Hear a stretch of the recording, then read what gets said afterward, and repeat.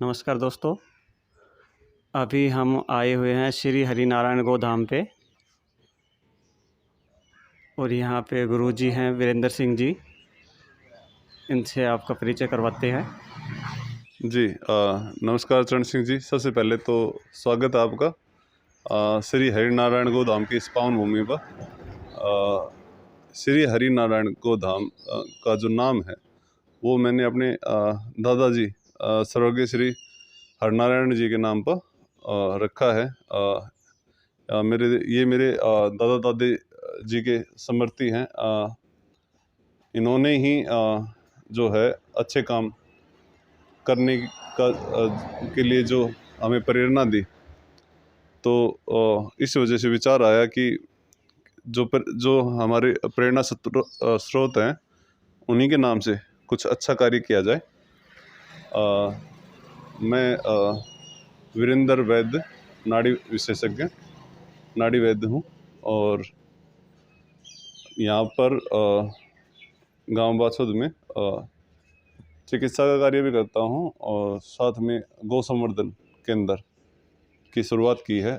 ये देखिए दोस्तों, बहुत ही सुंदर गोधन है यहाँ पे और काफ़ी संख्या में है और छोटे बछड़े भी हैं जो अलग केज में रख रखे हैं। देखिए, दरअसल ये जो मेरी गाय है, ये साहिवाल गोरी नाम है इसका। ये मेरे घर में जन्मी थी। मेरे घर में इसका जन्म हुआ था और ये थोड़ा चंचल स्वभाव की थी। ये मेरे अलावा लगभग सबको मारती थी। इसका मन जुड़ा हुआ था मेरे से और ये बच्चा देने के बाद, पहली बार ब्याने के बाद में ये अब जो है बिल्कुल शांत हो चुकी। और ये इसने 7 थनी गाय है। ये इसके 7 थन थे, तो माता पिता ने, कुछ लोगों ने कहा कि इसके थन दबवा दीजिए और इसको जो है ना पर उससे पीड़ा होती, तो मैंने उसके लिए मना कर दिया। और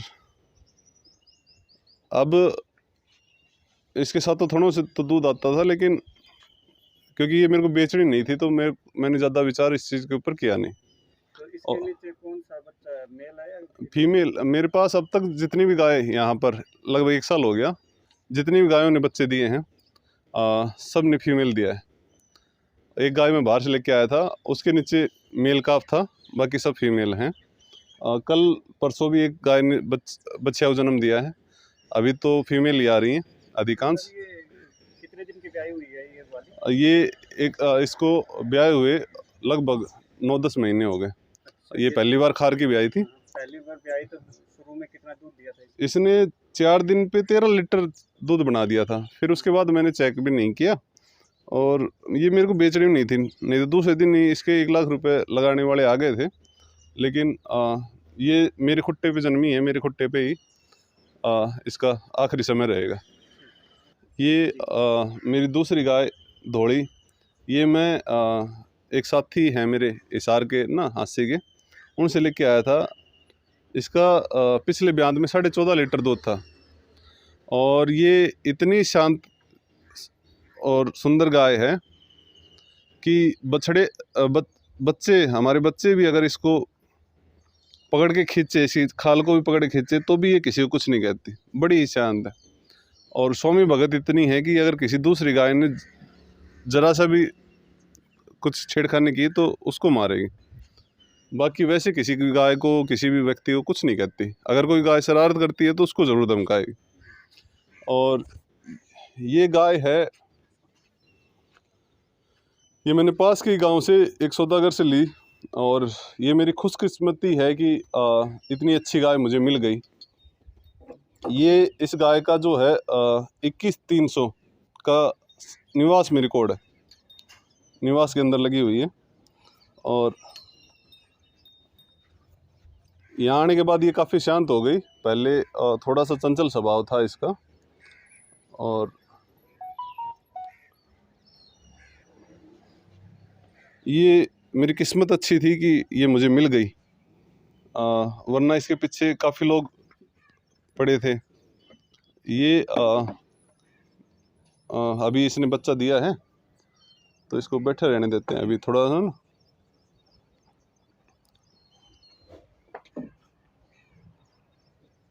मान जाओ। इसके बारे में ये दूसरी बार इसने बच्चे को जन्म दिया है। पहली बार में इसके नीचे जो है 9.5 लीटर दूध था, और ये मैं उस समय लेके आया था उनसे ना, और इसने अब दूसरी बार बच्चा दिया है, और 2-3 दिन हुए हैं इसको ब्याए हुए।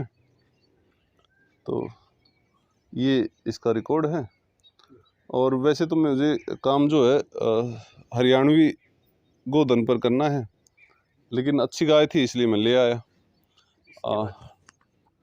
ये खार की पहली बार जन्म दिया इसने। ये मैं बाहर से लेके आया था, इसके नीचे ही बछड़ा रहा खार के नीचे। इसका पहले ब्यांत में 10 लीटर दूध रहा, लेकिन इसकी माँ का रिकॉर्ड अच्छा है। इसकी माँ के नीचे 16 लीटर दूध है। कहाँ से ली है सर? ये मेरे गांव से ली थी मैंने ना। तो ये अच्छी गाय है, तो उस वजह से मैं इसको लेके आया। लेकिन इतनी शांत गाय है, इसको मतलब न्याणे की जरूरत नहीं पड़ती। ये जानती नहीं कि पैर कैसे हिलाते हैं, बड़ी शांत स्वभाव है इसका। ये कितने दिन की ब्याई हुई है सर? ये उसके साथ की है, इसको भी लगभग 10 महीने के आसपास हो गए, लेकिन ये अभी दूध दे रही है। ये नए दूध लेट हुई थी, तो ये दूध दे रही है। ये धर्मा है हमारा नंदी महाराज। ये मैं जो है आश्रम से लेके आया था इसको। गौ संवर्धन के लिए एक अच्छे नंदी महाराज की आवश्यकता थी, तो ये 1.5-2 साल का था तब मैं इसको लेके आया था। सर इसकी माँ का इसके माँ का रिकॉर्ड 18 लीटर का है जी। जी। और बड़ा ही शांत है, मतलब गांव में से भी सुबह शाम साथी गण आते हैं, कुछ सेवार्थी आते हैं, तो अगर ये बैठा हुआ है और इसके पास बैठ के कोई भी नया बंदा भी अगर इसको खुजाने लग गया तो ये उसकी गोद में सो जाता है। इतना शांत स्वभाव है। सर तो ये आपके पास दूध वगैरह होता है तो उसका क्या करते हैं आप? देखो जी, ये गोधाम नाम रखा, लेकिन ये स्वावलंबी गौशाला है। इसमें जो है किसी भी तरह का कोई दान नहीं लिया जाता। इसको हमने गौ संवर्धन केंद्र बनाने की कोशिश की है। और गौ संवर्धन केंद्र में सिर्फ इसलिए कि अच्छे, क्योंकि लोग अपनी बच्चियाँ या बछड़ों को दूध पिलाते नहीं और फिर सोचते हैं कि वो भविष्य में चल करके अच्छा दूध दें, दूध का उत्पादन। तो इस वजह से मैंने जो है ये निर्णय लिया कि अच्छी नस्लें लेके आऊँगा और उनके बच्चियाँ और बछड़ों को दूध पिलाऊँगा, और तब जा कर के वो जो है आगे अच्छी नस्ल बन पाएंगे। तो इसलिए गौ संवर्धन केंद्र का निर्माण किया है, और इसीलिए अच्छे नस्ल की गाय ये सब ढूंढी। और इनका जो दूध होता है उसमें से अधिकांश दूध का जो हक है, वास्तविकता में दूध का हक तो बछड़े और बछड़ियों का ही है। बाकी जो घर के लिए हमें चाहिए उतना हम निकाल लेते हैं, उससे ज़्यादा हम लालच नहीं रखते कि ज़्यादा दूध हमें ना चाहिए। तो सर इनके जो पैसा वगैरह होता है उससे कुछ आप गो बनाते हैं? जी, क्योंकि मेरी जो डॉक्टरी हुई है वो पंचगव्य सेल थेरेपी से हुई है। तो हम गाय के गौमूत्र से, गाय के घी से, गाय की छाछ से, गाय के घी से, 5 गव्यों से जो है दूध वगैरह से औषधि निर्माण करते हैं। और गौमूत्र तो फिलहाल मैं जो है घूमने वाली डेयरी की जो गाय हैं उनका लेता हूँ, क्योंकि जो औषधि का जो गुण है ना गौमूत्र की औषधि का, वो उस बछिया का या उस गाय का ज़्यादा आएगा जो घूमती है, जो नंदी की बेटी है, ना कि सीमन प्रक्रिया से पैदा हुई है। सीमन प्रक्रिया में क्या होता है कि सीमन प्रक्रिया में जो है प्रज्ञा ऊर्जा बहुत कम रह जाती है गाय के अंदर, और प्रज्ञा ऊर्जा के बगैर उसके गव्यों का प्रभाव पूर्णतः नहीं आ पाता, और वो रोग में भी कम ही असर दिखा पाएगा।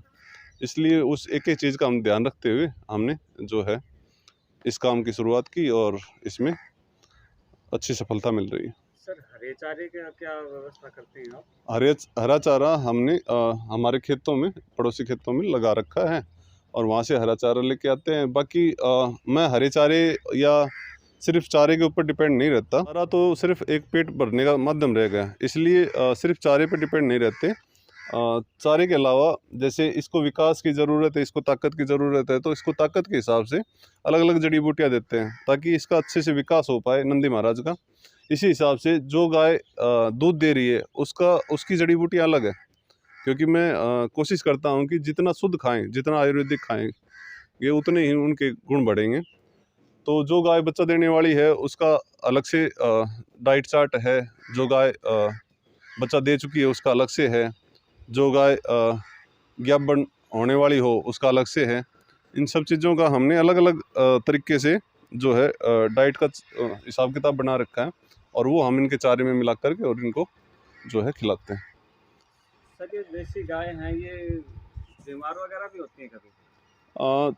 देखिए ना, एक समाज में बदलाव तो आया है कि देसी गाय होनी चाहिए, देसी गायों के बारे में लोगों में जागरूकता तो आई है, लेकिन बीमार होने वाला पॉइंट आपने बहुत सही कहा। देखो, इस कुदरत और इस परमात्मा से ज़्यादा समझदार कोई भी नहीं है, और लोगों ने क्या किया कि गिर को बहुत अच्छी गाय मान लिया या साहिवाल को बहुत अच्छी गाय मान लिया कि भाई ये दूध बड़ा अच्छा देती है, लेकिन इस परमात्मा से ज़्यादा समझदार कोई नहीं। जिस क्षेत्र की गाय परमात्मा ने बनाई है वो कुछ सोच समझ के बनाई है। हमारा क्षेत्र हरियाणवी है तो हरियाणवी गाय हमारे लिए सर्वश्रेष्ठ है। उससे मिलती जुलती थार पार कर, क्योंकि 95% गुण आपस में मिलते हैं, तो शायद वो भी चल जाएगी, या फिर आसपास के क्षेत्र ही चल जाएगी। अब दूर की गिर गाय लेके आएंगे। अभी पीछे एक कारवा हुआ कि मेरे एक साथी के पास गिर गाय, वो बड़े अच्छे गौ सेवक है, बहुत अच्छे गौ सेवक है, और अचानक से उसके ब्याने के कुछ दिन बाद, लगभग महीने बाद, उस गाय ने चारा खाना छोड़ दिया। पता लगा कि गाय के पेट में गाठे गाठे हो गई। ऐसा क्यों हुआ? क्योंकि उसका वातावरण नहीं था। अगर हम हमारी शुद्ध हरियाणवी को रखते हैं, शुद्ध देसी गाय को रखते हैं, जिस क्षेत्र में हम रहते हैं उस क्षेत्र की गाय को अगर हम रखते हैं, तो उसके बीमार होने के चांसेस बहुत कम, रेयर हो जाते हैं। फिर भी अगर हम उनको शुद्ध वातावरण दे दें, थोड़ा सा खुले में रहने का वातावरण दे दें, उनकी जो है, अभी बारिश हो रखी थी वरना बालू रेत डलवा रखा है, बालू रेत का वातावरण दे दें इनको, तो ये बीमार होने के चांसेस तो बहुत, मुझे नहीं लगता कि ये बीमार होते हैं। थोड़ा सा बस ध्यान देने की आवश्यकता है इनके इसके ऊपर। तो सर ये जैसे कि इन पे कहते हैं कि हाथ वगैरह फेरने से कुछ बीमारियां भी कम होती है, क्या ऐसा है सच में? देखिए, बहुत सारे उदाहरण रहे हैं अपनी संस्कृति के अंदर, अपने कल्चर के अंदर, कि सती ने अपने पति को यमराज से बचा लिया था, या बहुत सारे उदाहरण ऐसे रहे हैं कि वो वृंदावन का एक भजन चलता है कि भगत के वश में है भगवान, उसमें भगवान की धड़कनें चलती थी एक मूर्ति के अंदर, वो चलती थी नहीं चलती थी, लेकिन जो जिस चीज़ को करता है ना, उसको उसके गुण का ज्ञान होगा, जो जिन चीज़ों को समझता है। अब शाम के समय अगर शरीर टूट जाता है मेरा, या मैं थक जाता हूँ दिन भर काम, क्योंकि सुबह 4 से लेकर शाम को लगभग 10-11 बजे तक मेरा जो है ना, औषधि निर्माण, पेशेंट देखना और बहुत सारे काम हो जाते हैं। उन सब को देखते हुए मैं लगभग शाम को थकने के बाद जब इनके बीच में आता हूँ, तो मेरी सारी थकान दूर हो जाती है। वो जो ओरा है, वो ओरा काम करता है। वो ओरे के कारण आज विदेशों में उस चीज़ को पहचानने लगे हैं। जब मशीनें आती हैं ना, तो लोग पहचानते हैं। हमारे ऋषि कह के गए, उन चीज़ों को नहीं मानेंगे।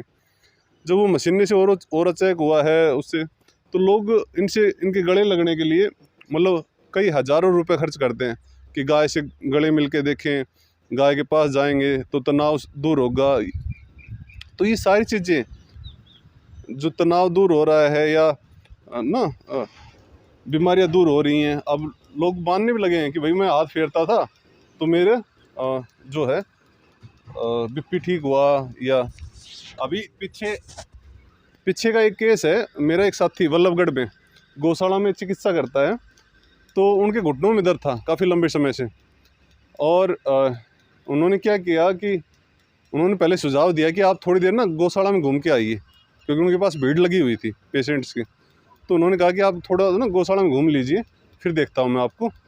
तो गौशाला में जब वो घूम के आए, तो उन सब पेशेंट्स के बीच में आकर के उन्होंने बोला कि मैं तकरीबन पिछले 10 साल से घुटनों के दर्द से परेशान था, और गौशाला में घूम के आने मात्र से मेरे घुटनों के दर्द में मुझे बड़ा आराम लग रहा है। ऐसा लग रहा है जैसे मेरे घुटनों में दर्द ना हो।